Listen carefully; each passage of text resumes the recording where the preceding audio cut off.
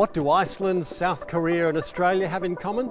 The answer is in all of these countries, new cases of coronavirus are down to around single digits each day. So what can we learn about how they've handled the pandemic? Let's start with South Korea.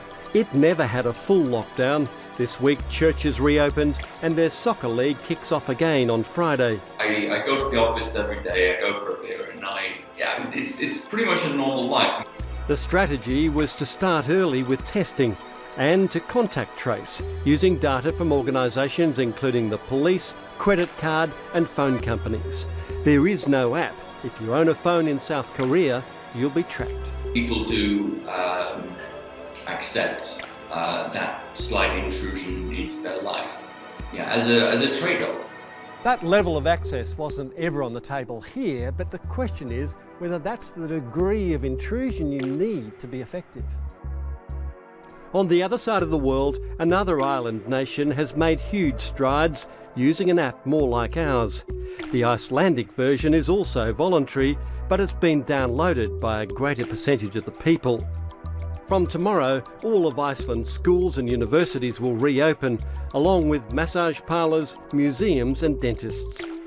Public gatherings of up to 50 people will be allowed. That's been possible only because of extensive testing, including people with no symptoms, which is what Australia is also planning. First and foremost, I think that it has shown us that with a focused effort, with the use of modern science, even an epidemic like this can be contained. We'll also be watching other countries that are opening up more quickly to see if they've moved too fast.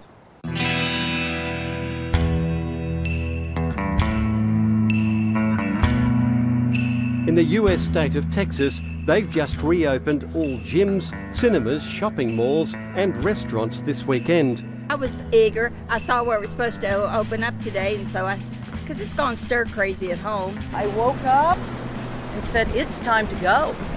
I've been waiting for this day.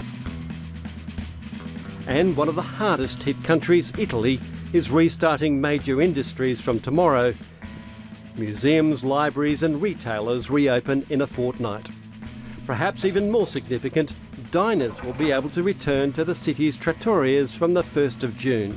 In settings where easing is happening stepwise, that can help to give us hopefully some information about which types of measures are most likely to be safe. Here in Australia, the biggest worry is complacency. I fear that we see these other nations opening up and think, why can't we do that?